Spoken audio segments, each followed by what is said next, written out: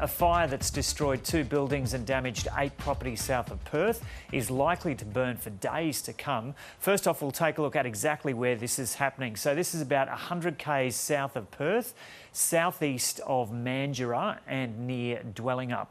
You can see there up in the top right-hand corner of the screen the weather conditions at the moment, so about 27 degrees. There's a northerly blowing, so it's pushing the fire to the south and southwest at about 15 k's an hour. So the fire hasn't been growing in a big way today, so the conditions aren't too bad. But they're expecting a southwesterly is going to hit it this afternoon sometime, which could test the boundaries. So the blaze started in forest near Waroona on Saturday afternoon and has burnt through more than 3,000 hectares. Firefighters worked through the night to control the fire, which had been threatening lives and homes, and there has been property damage. Authorities say they've had a significant win in stopping a breakout from burning out of control. DFES Incident Controller Sven Anderson says the blaze is about 70% contained. We've been going 24/7 since the start. A lot of volunteers, over 150 overnight. Today there's another 150 plus support.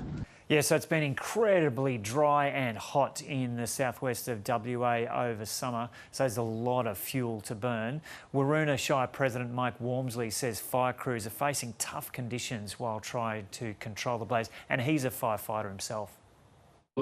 Joe, up in our forest at the moment, the bush up there is incredibly dry. It's just been such a long, dry summer, and one of the things that I've noticed too up there is the huge amount of understory that hasn't survived this summer. So that's all added to the fuel load. So when the fire was in that on Saturday afternoon in some of those pockets of bush that are inaccessible, it was ridiculously hot. The east wind picked up in the evening and just kept pushing the fire.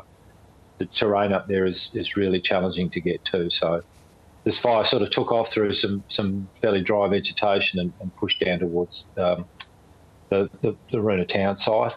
Luckily, it sort of headed in the north direction, but certainly really atrocious conditions to be trying to put a fire out, and especially the amount of fuel up there and the dryness of it. Yeah, and the fire actually went through a couple of properties, and there were people trying to save their properties. There definitely was. I was fairly impressed with one particular gentleman of some of his infrastructure up there. He had a very, very sophisticated, I thought, fire suppression system. He had sprinklers on most of the things he needed to have it on. He managed to save his own house. We sort of attended to there a few times during the evening, and we managed to convince him to leave at one stage because that was the best course of action for him. The fire coming towards his place was indefendable. So, but he had a great system. He was aware of the situation of what his property would be in if it was impacted by fire. So I take my hat off to him. It was great what he did. He's lost a lot up there. He certainly has. He had a lovely garden, and he's lost quite a significant amount of that in some of the outbuildings around his house. But he managed to save his house, which was great. We did what we could in there, but it was just too hard to try to save anything of any of the other bits and pieces he has up there. So it was an interesting night, and he was certainly very emotional at the time, understandably. Put a huge part of his life into building a garden in the forest. It's quite famous over here in WA.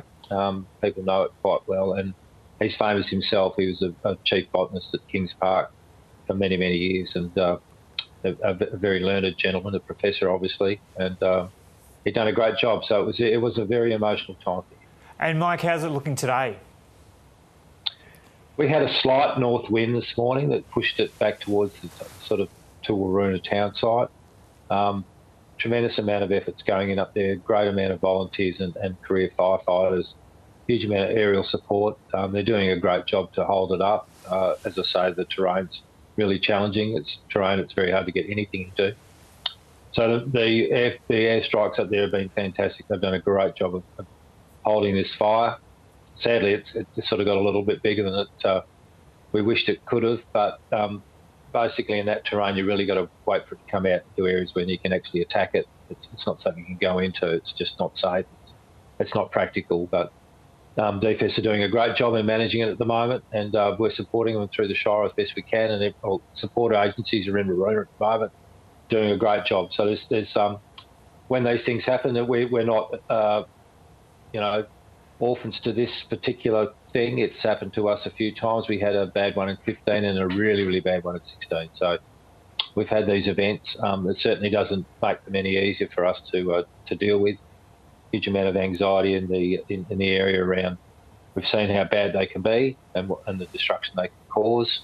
So we're on a sort of a nervous alert, and we're going to be for a little while. We've got no rain forecast for quite some time. We've got probably warming conditions towards the end of this week. So we're going to be monitoring this fire for quite some time. It'll burn for weeks in the terrain it's in. It just will because of the amount of fuel, and we need to monitor it, get around the perimeter, just keep strengthening those containment lines and make sure that this doesn't hop out. But the next week is going to be challenging, and we just need to stay on alert. And I know that that's not comfort to a lot of people, but sadly that's thing around a fire is that they're unpredictable sometimes, the way it is. And Mike, you're a firer yourself, as you mentioned. Does it feel like you're going, in the southwest of WA, you're going to have to get used to this happening more frequently and adapt? I believe so, Joe. I definitely do. I think, given things are drying, I see it as well. I'm a farmer as well, and our properties, you can certainly see the drying of a lot of the vegetation we have. And the hills just are not in great shape. I see a lot of older trees that are really struggling for moisture this year. And as I said, the understory, I've sort of a lot of young plants that have perished this year. And that's just basically we've had no summer rainfall at all. So it's tinder dry. There's no soil moisture. Everything's just at a really not an explosive level, but certainly a highly flammable level.